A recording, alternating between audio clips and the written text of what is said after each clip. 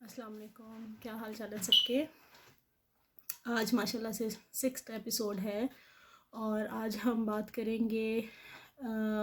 دعویٰ کے بارے میں کہ حضور صلی اللہ علیہ وآلہ وسلم پہ جب پہلی وحی آئی تو آپ کے جو ہے آپ کو نبوت ملی، اور اس کے بعد پھر آپ کے اوپر جب دوسری وحی آئی جس میں آپ کو بولا گیا کہ اے چادر میں لپٹے ہوئے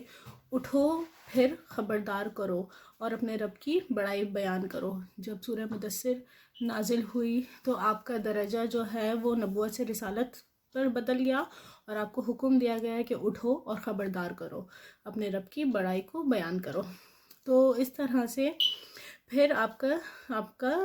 دعویٰ کا کام شروع ہوا. حضور صلی اللہ علیہ وسلم کی جو وحی کے بعد سے جو زندگی ہے تو اس میں دعویٰ کے 3 بڑے سلسلے ہیں. جیسے کہ شروع کے 3 سال تو آپ نے جو ہے وہ پس پردہ دعویٰ کیا، یعنی کہ آپ نے پرائیویٹ جو ہے وہ دعویٰ کیا. اس دعوے میں جو ہے ڈائریکٹ پبلک کو آپ نے ایک دم سے نہیں کیا، اور یہ سلسلہ پرائیویٹ دعوے کا سلسلہ 3 سال چلا. اس کے بعد آپ نے جو ہے پبلک دعویٰ شروع کیا، یعنی کہ کھلم کھلا لوگوں کو جو ہے اللہ کی طرف سے حکم آیا 3 سال کے بعد کہ اب آپ جو ہے پبلکلی جو ہے دین کا کام پھیلائیں. تو وہ سلسلہ 34 سال سے شروع ہوا اور 10 سال تک کے رہا. اور اس کے بعد پھر اس میں بھی صرف قریش پہ تھا پبلکلی، اپنے رشتہ داروں کو اور قریش یعنی کہ مکہ میں. اس کے بعد پھر مکہ کے باہر اسلام کی دعوت کی مقبولیت اور پھیلاؤ کا مرحلہ جو ہے وہ 10ویں سال نبوت سے لے کے ہجرت مدینہ تک کے رہا.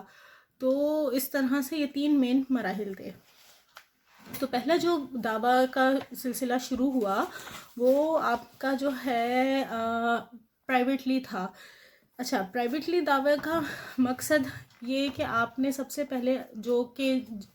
یعنی کہ خطرہ نہیں مولنا تھا. شروع میں اللہ تعالیٰ نے جو ہے وہ ایک دم سے جو ہے اوبویسلی سلولی ہر چیز کی جو ہے وہ تیاری کی گئی، اور ہر چیز اسٹیپ بائی اسٹیپ. دین جو ہے وہ ایک دم سے نہیں پھیلا، اسٹیپ بائی اسٹیپ ہر چیز ہوئی ہے اور اس حساب سے ہوا ہے. 3 سال آپ صرف اور صرف جو لوگوں سے آپ کا ملنا جلنا تھا، جو لوگ آپ پہ یقین رکھتے تھے، تو ان کے ساتھ دعوے کا کام چلتا رہا. جیسے کہ پچھلے ایپیسوڈ میں بھی تھا کہ خدیجہ جو ہے حضرت خدیجہ رضی اللہ عنہ، زید بن حارث، علی ابن طالب، ابو بکر صدیق، یہ وہ لوگ تھے جو شروع میں ایمان لے کر آئے. اس کے علاوہ بھی جو شروع میں جو لوگ ایمان لے کر آئے آپ صلی اللہ علیہ وسلم پر اور اللہ پر، ان میں جو ہے حضرت عثمان، حضرت زبیر، حضرت عبد الرحمن، حضرت سعد ابن وقاص، حضرت طلحہ، اور یہ سارے لوگ ہیں. اور دیکھنے کی بات یہ ہے یا سمجھنے کی بات یہ ہے کہ یہ سارے لوگ جو شروع میں ایمان لے کر آئے، ان سب کا اسٹیٹس آگے جا کے انتہائی اونچا رہا ہے. ان میں سے زیادہ تر لوگ وہ ہیں جو عشرہ مبشرہ میں ہیں. عشرہ مبشرہ وہ 10 لوگ جن کو اللہ تعالیٰ نے دنیا میں ہی جنت کی بشارت دے دی تھی. عشرہ مبشرہ تو ان میں سعد ابن ابی وقاص، طلحہ اور عبد الرحمن بن عوف، یہ سارے لوگ اس میں شامل ہیں. اچھا، اب جب بھی کوئی دین آتا ہے نیا تو اس میں ہوتا یہ ہے کہ ایک جرنل ایک یہ رول رہا ہے کہ غریب طبقہ یا جو نچلا طبقہ ہوتا ہے وہ سب سے پہلے آ کے اس چیز کو جو ہے ایکسیپٹ کرتا ہے، کیونکہ ان بیچاروں کے پاس ویسے ہی کچھ کھونے کو نہیں ہوتا کہ وہ کچھ کھوئیں. البتہ اگر اسی کا کمپیریزن ہم ان لوگوں سے کریں ہیں جو اونچے طبقے پر ہوتے ہیں، اوبیسلی ان کے پاس ان کا رتبہ ہوتا ہے، ان کی سیٹ انہیں بہت عزیز ہوتی ہے. اور اس کو ہم اپنی جنرل لائف میں بھی کمپیئر کر سکتے ہیں کہ اقتدار کو چھوڑنا اور ان ساری چیزوں کو، مال کو چھوڑنا، ان چیزوں سے بس اللہ نے اتنی محبت اس میں ڈالی ہے لوگوں کے لیے، اللہ تعالیٰ ہمیں اس سے بچا کے رکھے، لیکن وہ بہت مشکل ہوتا ہے. تو ایک جنرل رول ہے کہ جو نچلے طبقے کے لوگ ہیں وہ جو ہے اس طرح زیادہ کھنچتے ہیں. اور یہی ہوا کہ شروع میں جو دین پھیلنا شروع ہوا اس پرائیویٹ دعوے کے دور میں، تو اس میں بہت سے غلام اور جو بہت سے جو ہے نچلے طبقے کے لوگ تھے وہ اسلام قبول کرتے گئے، جس میں حضرت بلال حبشی تھے، امین امت حضرت ابو عبیدہ، عامر بن جرا، ابو سلمہ اور عثمان. اس میں لائک سب کے نام ہیں. جو ایلیٹ طبقے سے جن کا تعلق تھا وہ بھی ہیں، اور جو چھوٹے طبقے نیچے کے طبقے سے تھے وہ بھی ہیں. اسی طرح سے حضرت عمر کی جو بہن تھیں فاطمہ بنت خطاب اور خباب، آئی تھنک ان کے ہسبینڈ تھے خباب بن ارد، اور عبداللہ بن مسعود. یہ کچھ نام ہیں، مطلب کتابوں میں لکھا گیا ہے ابن اسحاق کے مطابق، ابن ہشام کے مطابق، کہ تقریباً 40 کے قریب وہ لوگ تھے جو بالکل شروع میں جو ہے وہ ایمان لے کر آئے تھے. اس طرح سے کیونکہ دعویٰ کا کام جو ہے وہ نیچی سطح پہ چل رہا تھا، ڈائریکٹلی قریش کے کاموں میں کوئی انٹرفیئرنس نہیں ہو رہی تھی، قریش کے ساتھ کوئی ڈائریکٹ حضور صلی اللہ علیہ وسلم کی کوئی مطلب اپنے اپنے کام سے کام رکھا ہوا تھا انہوں نے، تو ایز سچ کوئی کنفرنٹیشن نہیں ہوئی، کسی بھی طرح کا کوئی تنازع دونوں کے درمیان نہیں ہوا، کیونکہ حضور صلی اللہ علیہ وسلم نے ڈائریکٹ کسی کو اس طرح سے، جن لوگوں کا پتہ تھا کہ اوبویسلی ابو جہل ہے، ابو لہب ہے، تو ان لوگوں کا پتہ تھا کہ انہوں نے نہیں کرنا اور انہوں نے اپوز کرنا ہے، تو ان لوگوں کو اس والے ٹائم میں اپروچ ہی نہیں کیا گیا. اور اسی طریقے سے پھر یہ کنورژن رہی، اور اس کے بعد پھر اس دوران وحی کا سلسلہ چلتا رہا، اور آخر کی جو آیتیں ہیں اللہ تعالیٰ کی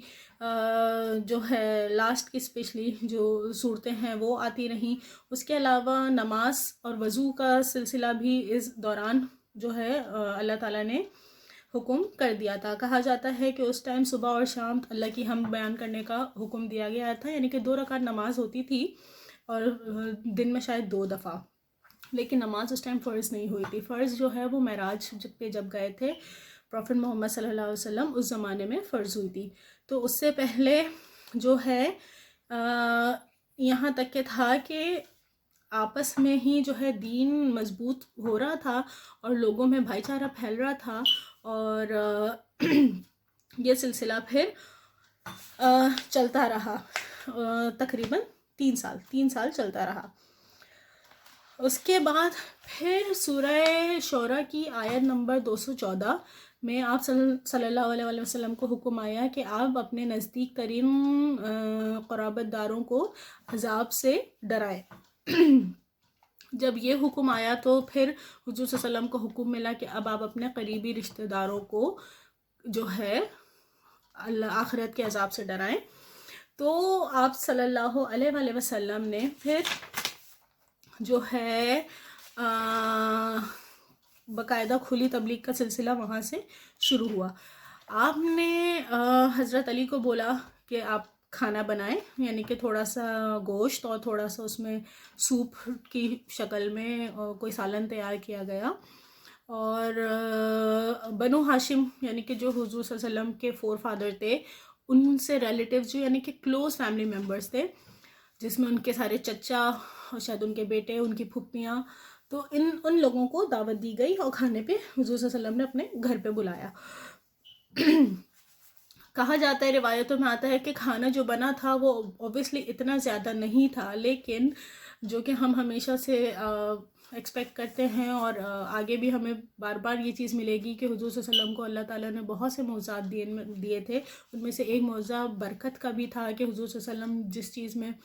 کبھی پانی میں برکت ہو جاتی تھی، ہاتھ ڈالیں تو بکری جو دودھ نہیں دیتی تھی اس کو ٹچ کرتے تھے، اس سے دودھ نکالتے تھے، تو مطلب وہ بالکل ختم ہو چکا ہوتا تھا دودھ اور اس میں سے دودھ نکل آتا تھا. تو یہ والا میریکل اللہ تعالیٰ نے،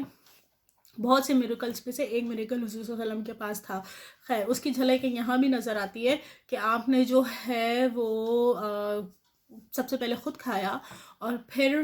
لوگوں کو دیا، اور وہ سالن ایک پلیٹ جو تھا وہ اس کمرے میں، اس گھر میں جتنے لوگ تھے ان سب نے، اس محفل کے تمام لوگوں نے پیٹ بھر کے کھایا، اور ماشاءاللہ سے وہ اس طرح ہوا. خیر، اس محفل میں ابو لہب جو کہ آپ کا چچا تھے، ابو لہب اگر یاد ہو آپ لوگوں کو، ابو لہب آپ کے جو ہے وہ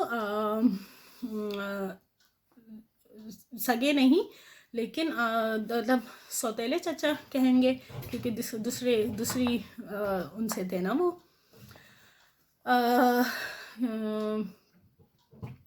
تو یعنی کہ ان کے ڈائریکٹ بھائی نہیں تھے عبداللہ کے, ان کی جو عبد المطلب کی کسی اور وائف سے تھے. تو ابو لہب بھی اس محفل میں تھے. تو حضور صلی اللہ علیہ وسلم نے جب کھانا سرو کیا اس کے بعد ابو لہب کو ایک اندازہ ہو گیا کہ جو ہے کچھ اس طرح کی بات ہے, تو اس نے بات کرنے سے پہلے ہی اس نے معذرت کری اور وہ وہاں سے نکل گیا. obviously ابو لہب ایک جس طرح قریش کا ٹرائب سسٹم جو تھا کہ ایک قریش ایک قبیلہ ہے, اس کے اندر چھوٹے چھوٹے 4-5 قبیلے تھے جن میں سے 3-4 تو خاص طور پہ بڑے تھے, جن میں سے ایک obviously پروفٹ محمد صلی اللہ علیہ وسلم تھے یعنی کہ ابو طالب کی طرف سے تھے, اور اسی طرح سے ابو جہل بھی تھا, ابو لہب بھی تھا, یہ سب الگ الگ قبیلوں کے سربراہ تھے. تو خیر اوبیسلی وہ نکلا تو اس کے پیچھے اور بھی لوگ نکل گئے, تو خیر وہ سلسلہ وہاں پر نہیں ہو سکا. اس کے بعد پھر حضور صلی اللہ علیہ وسلم نے پھر آپ نے جو ہے دوبارہ سے کوشش کری اور آپ نے دوبارہ سے اپنے گھر والوں کو بلایا اور انہیں جمع کیا, اور پھر آپ نے جو ہے اس بار آپ نے کھانا جو ہے وہ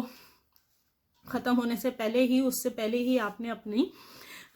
دعوے کا سلسلہ شروع کیا, اور آپ نے جو ہے سب سے پہلے اللہ کی حمد و ثنا بیان کری کہ ساری حمد اللہ کے لیے ہے اور میں اس کی حمد کرتا ہوں اور اس سے مدد چاہتا ہوں اور اس پر ایمان رکھتا ہوں, اور لوگوں کو بتایا کہ خدا کی قسم کہ کوئی اور معبود نہیں ہے, اور اللہ تعالیٰ جو ہے وہ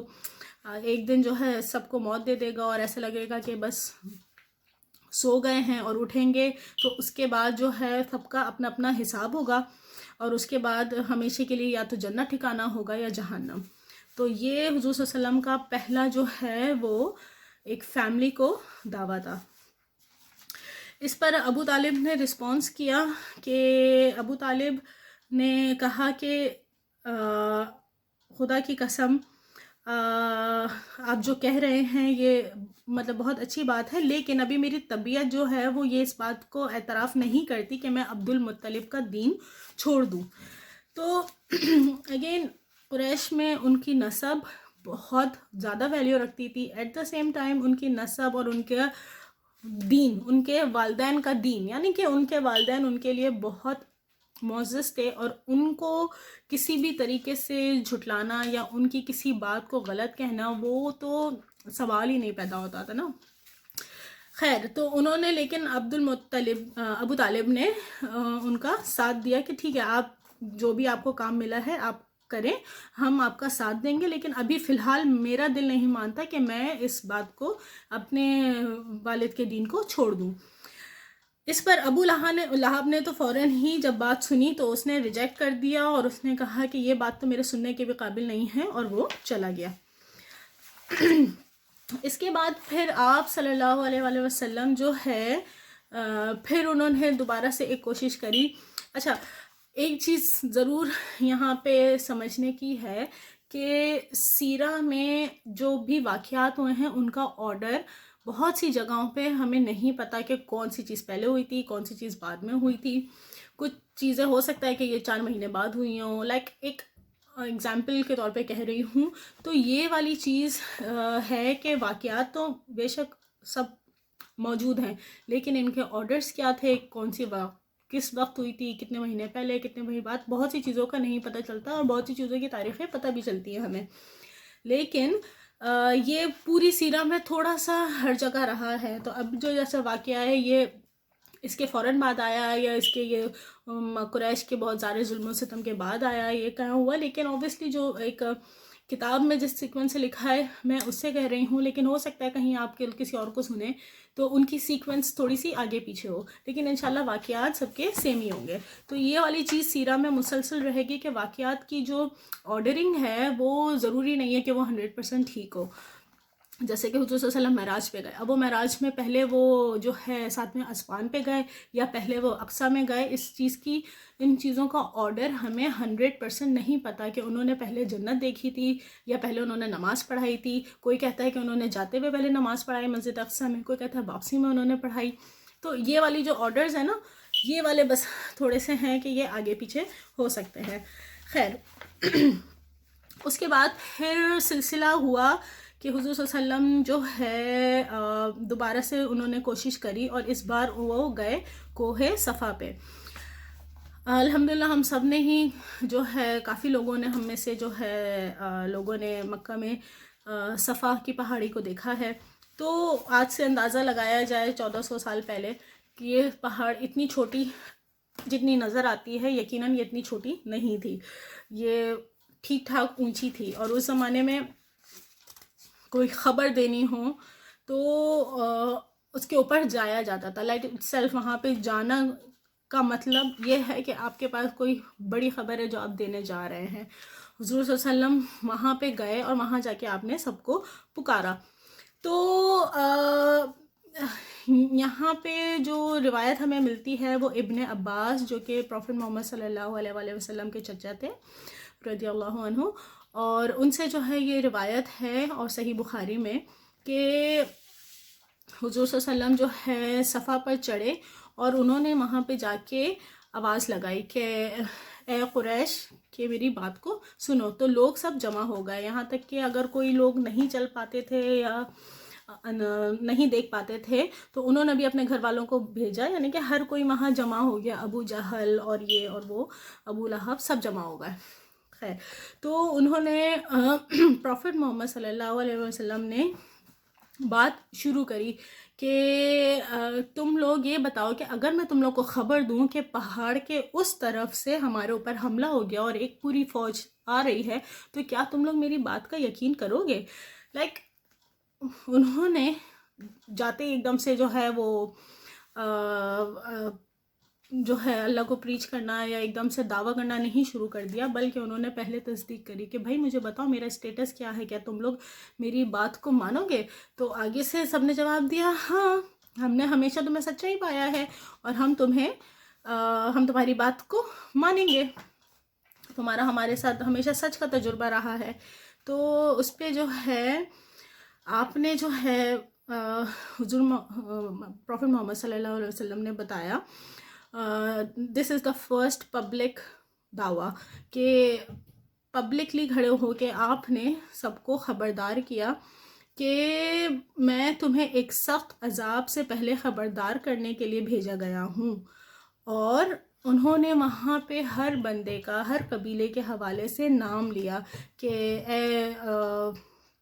حمزہ، یعنی کہ جو ان کے چچا تھے، کہ اے چچا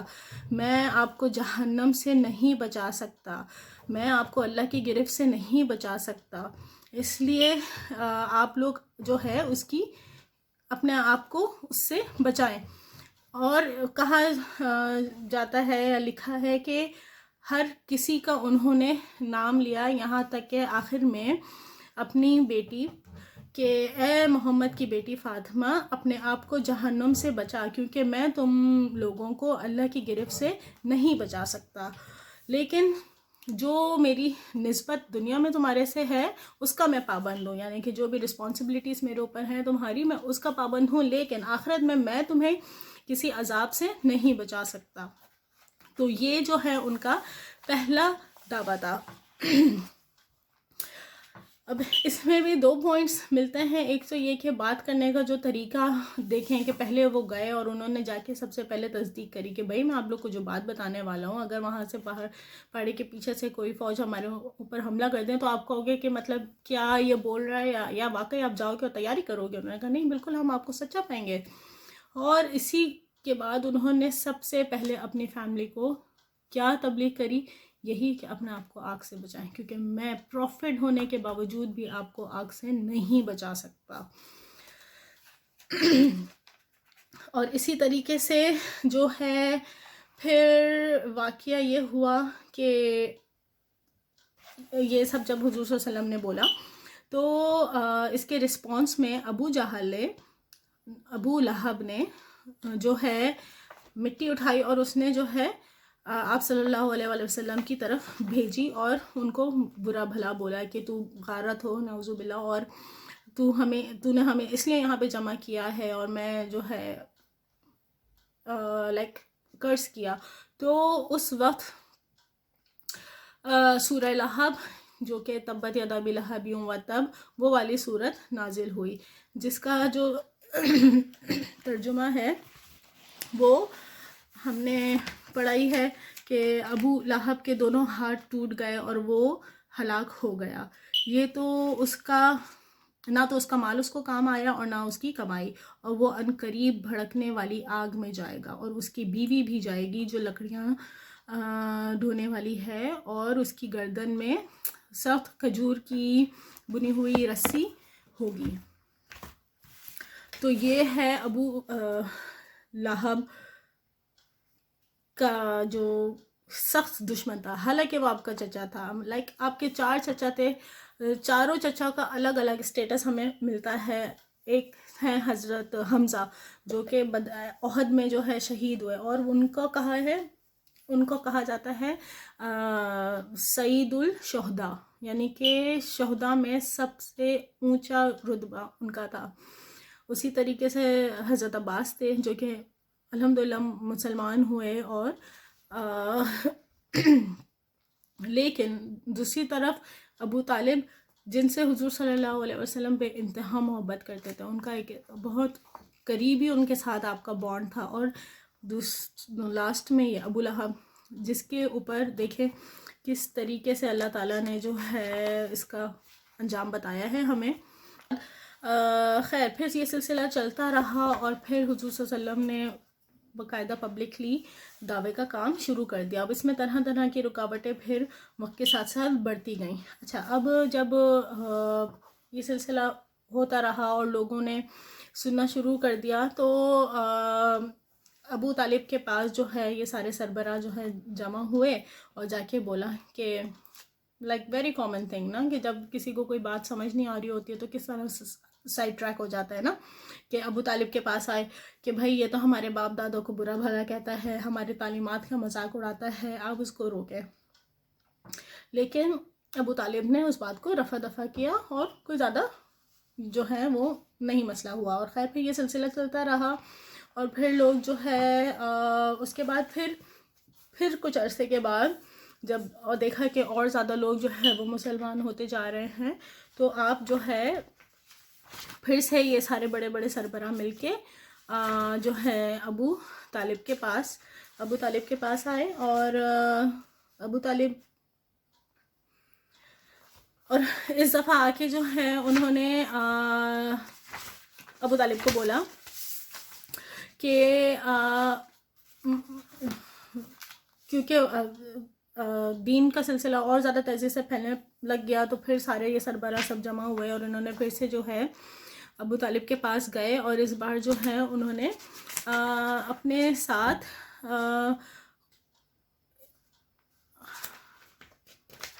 مجھے دیکھنا پڑے گا.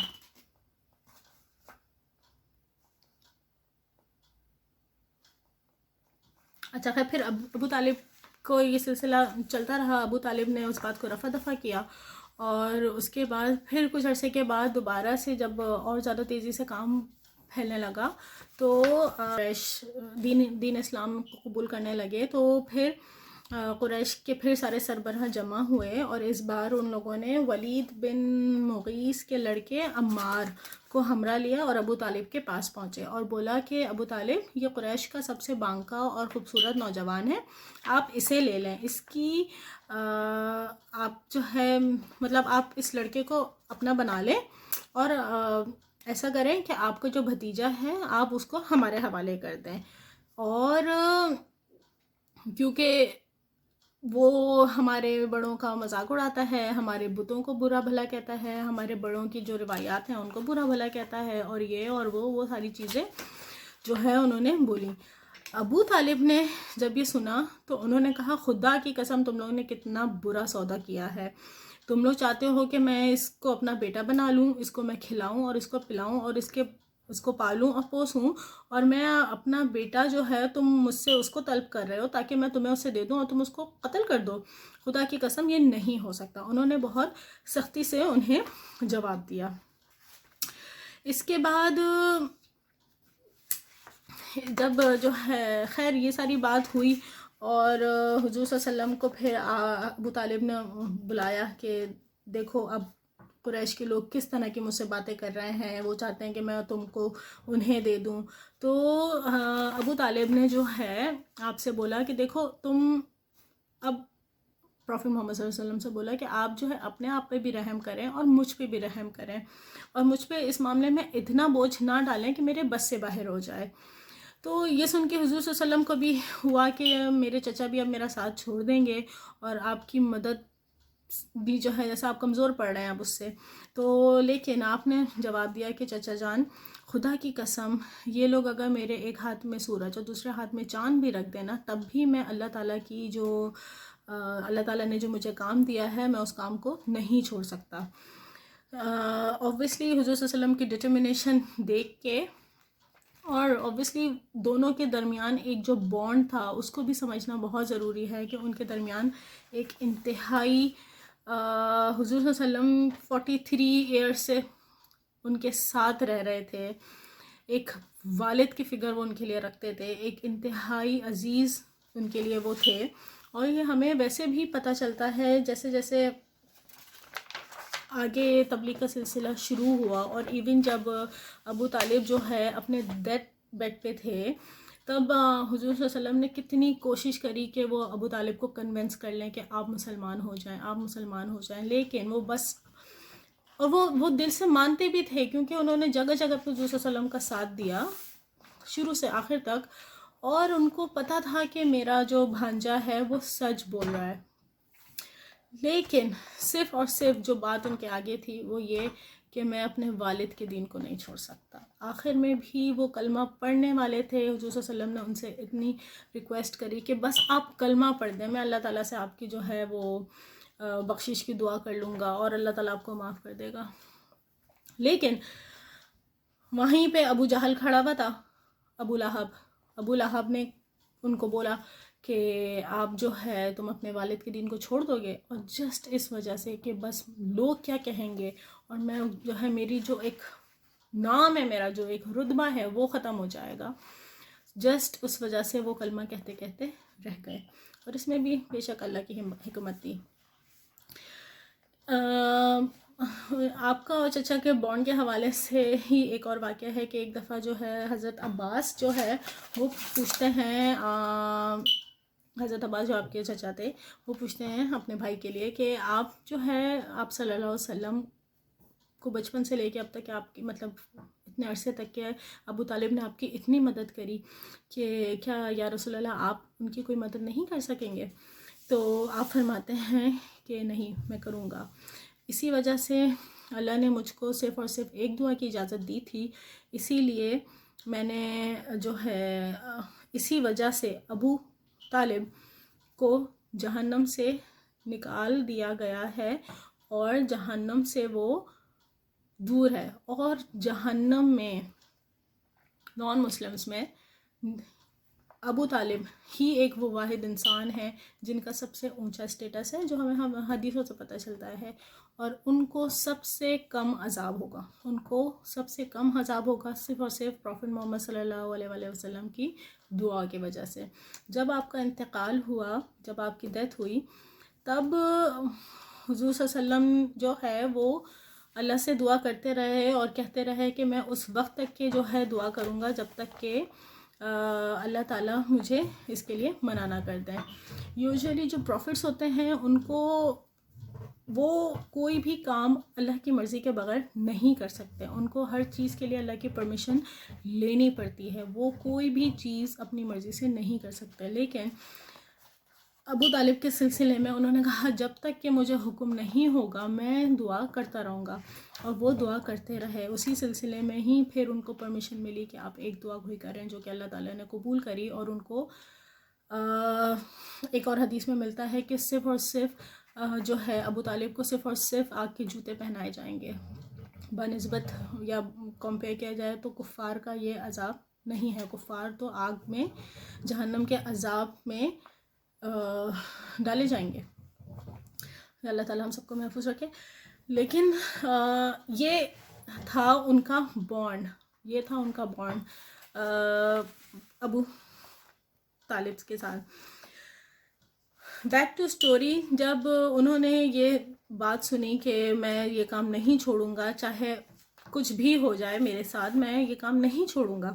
تو اس پہ ابو طالب نے پھر سے اپنے جو ہے بھانجے کا ساتھ دیا اور انہوں نے کہا کہ ٹھیک ہے جاؤ، تمہیں جو کرنا ہے تم کرو، اور اس کے بعد میں کبھی بھی کسی وجہ سے تم سے سوال نہیں کروں گا، میں تمہارا ساتھ نہیں چھوڑوں گا. اور انہوں نے ان کا ساتھ نہیں چھوڑا، انہوں نے آخر تک کے جو ہے آپ کا ساتھ دیا. یہاں پہ ایک بات یہ بھی سمجھنا ضروری ہے کہ قریش کا اس وقت ان کے اس جو سسٹم تھا اس میں اس طرح نہیں ہوتا تھا کہ اگر کوئی آپ کا سربراہ ہے تو آپ اس کے پرمیشن کے بغیر آپ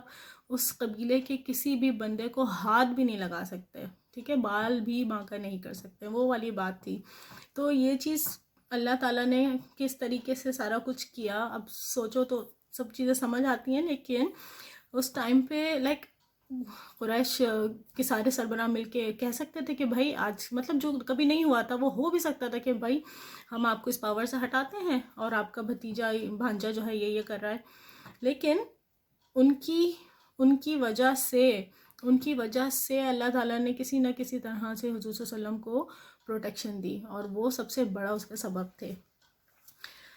اس کے بعد پھر خیر یہ ظلم و ستم کے سلسلے پھر بڑھتے رہے، اور اس میں کافی طرح کے سلسلے جو ہے وہ ان لوگوں نے قریش نے لوگوں کو تنگ کرنا شروع کر دیا. اس میں ہمیں پتہ چلتا ہے کہ جیسے حج کے دنوں میں جب لوگ آتے تھے تو ابو جہل اور ابو لہب یہ لوگ جو ہے مکہ کے باہر جا کے بیٹھ جاتے تھے، اور جو لوگ آ رہے ہوتے تھے تو ان سے جو ہے وہ کہتے تھے کہ بھائی وہ میرا ابو لہب کہ میرا جو بھانجا ہے وہ تو پاگل ہے اور اس کی باتیں نہ سننا نعوذ باللہ، اور جو ہے اس کی باتیں نہیں سننا، وہ ایسی باتیں کرتا ہے اور وہ یہ ہے اور وہ ہے، اس طرح سے تو اس طریقے سے وہ کرتے رہے. بلکہ اس میں ایک واقعہ بھی ہوا کہ ایک دفعہ اسی طرح انہوں نے کچھ لوگوں کو منع کیا. کوئی یمن سے کچھ لوگ آئے ہوئے تھے، تو ان میں سے ایک بندہ آیا، وہ ڈاکٹر تھا. اس نے کہا اچھا اگر اس طرح کی بات ہے کہ ہاں اس کے اوپر کچھ اثر ہے یا اس طرح ہے تو میں اس کا علاج کر دیتا ہوں نا. تو اس چکر میں اور باقاعدہ لوگ مسلمان ہو گئے. وہ گئے حضور صلی اللہ علیہ وسلم سے جا کے اس نے بولا کہ بھائی آپ کا کیا مسئلہ ہے، میں آپ کا علاج کر سکتا ہوں. اس نے کہا نہیں میرا کوئی مسئلہ نہیں ہے، بلکہ میں آپ کو بتاتا ہوں کہ میرا پیغام کیا ہے. حضور صلی اللہ علیہ وسلم نے جب اس کو دعوت دیا تو وہ مسلمان ہو گیا. تو اس طرح کر کے بہت سے ساری کہانیاں ملتی ہیں. خیر ان لوگوں کے جو ہے اس کے علاوہ ہنسی ٹھٹا کرتے تھے، مذاق اڑاتے تھے. قرآن کی تلاوت کرنا جو ہے بین تھا مسلمانوں کے لیے. حضور صلی اللہ علیہ وسلم جو ہے کوشش کرتے تھے تلاوت کرنے کی. سم ٹائمز obviously وہ لوگ پیچھے سے شور مچانا شروع کرتے تھے. تو حضرت عباس سے روایت ملتی ہے کہ وہ کہتے ہیں کہ کبھی اگر ہم نے سننا ہوتا تھا تو ہم یہ پریٹینڈ کرتے تھے کہ کوئی نہیں سن رہا تو اس صورت میں ہی سن سکتے تھے، نہیں تو مطلب بہت مشکل کری ہوئی تھی کہ وہ قرآن نہیں پڑھنے دیتے تھے. اور نماز بھی جو پڑھنی ہے وہ چھپ چھپا کے پڑھتے تھے. ایک دفعہ کا واقعہ ملتا ہے کہ ابو جہل، ابو سفیان اور اخنس یہ تین لوگ رات کو، کیونکہ سننے کا بھی شاید تجسس تھا یا کیا، تو رات کو جب حضور صلی اللہ علیہ وسلم اپنے گھر میں تلاوت کیا کرتے تھے، رات کو آدھی رات کو اندھیرے میں جب سناٹا ہو تو حضور صلی اللہ علیہ وسلم کے گھر کے باہر کھڑے ہو کے جو ہے وہ قرآن کو سنا کرتے تھے. تینوں اپنی اپنی جگہ چھپ کر ہی سن رہے تھے. ایک دفعہ ہوا کہ جب حضور صلی اللہ علیہ وسلم نے وہ سٹاپ کری ہوگی تلاوت تو یہ لوگ واپس جانے لگے تو ایک جگہ آگے تینوں ٹکرا گئے. اور اسی طرح دوسری دفعہ ہوا، اسی طرح تیسری دفعہ ہوا. تو اوبیسلی تینوں کو پتہ چل گیا اور ایکسپوز ہو گئے کہ تینوں کس مقصد سے یہاں پر روز اتنی رات کو، جہاں نہ کوئی بندہ نہ کوئی بندے کی ذات، آدھی رات کو جو ہے اس جگہ پہ آ کے کیا کر رہے ہیں. تو خیر ایک دوسرے سے ابو سفیان نے پوچھا، اختص نے پوچھا کہ بھائی اپنی رائے دو، یہ جو پڑھ رہا ہے یا یہ جو بات کر رہا ہے کیا خیال ہے؟ تو اس میں جو ہے ابو جہل کا تو رویہ وہی تھا کہ بھائی میں نے تو ان کے ساتھ ہمیشہ کمپٹیشن رکھا ہے، لائک ابو مطلب کے ساتھ، وہ جب حاجیوں کو کھانا کھلاتے تھے تو ہم نے بھی کھانا کھلانا شروع کر دیا، یعنی کہ ہم بھی اسی ٹکر کا جو ہے وہ کمپٹیشن کرتے تھے۔ اب جو ہے یہ نئی منطق لے کر آ گئے کہ جو ہے وہ نبی ہیں، تو اب میں کہاں سے ان کا مقابلہ کروں؟ لائک اس طرح اس کی سوچ میں ایک یہی نظر آتا ہے کہ بس کمپٹیشن ہے اس کو۔ اللہ تعالیٰ، علماء یہ بھی کہتے ہیں کہ اللہ تعالیٰ کہتا ہے نا کہ ان کے آنکھوں پہ اور ان کے دلوں پہ پردہ ہے، تو شاید وہی چیز ہے جو یہ وہ میسج دیکھ نہیں پاتے۔ اسی طرح ابو سفیان سے جب اخنس نے پوچھا کہ تم بتاؤ تمہارا کیا خیال ہے، تو ابو سفیان نے کہا کہ ہاں وہ جو پڑھ رہا تھا مجھے کچھ حصہ تو اس کا سمجھ آیا ہے، لیکن کچھ حصہ میری سمجھ میں نہیں آیا ہے۔ تو اس طرح کی سچویشن تھی کہ پبلکلی پڑھنا بالکل منع تھا۔ تو مسلمانوں کے ساتھ جو ہے وہ الگ الگ طرح سے جو ہے وہ اس کام کو روکنے کی کوشش کرتے تھے۔ کچھ عرصے تک کے، بہت عرصے تک کے حضور صلی اللہ علیہ وسلم کے اوپر کوئی وحی نہیں آئی، تو ابو جہل جو ہے وہ آ کے اس نے خوب مذاق اڑایا نا، اور اس کی بیوی، کہا جاتا ہے کہ اس کی بیوی، اللہ عالم، تو انہوں نے آ کے بہت کہ تمہارا شیطان جو ہے کافی دن سے نہیں آیا، یعنی کہ جبریل علیہ السلام تمہارے پاس کافی دن سے کوئی وحی لے کے نہیں آئے، تو جس پہ حضور صلی اللہ علیہ وسلم کافی ان کو یہ بات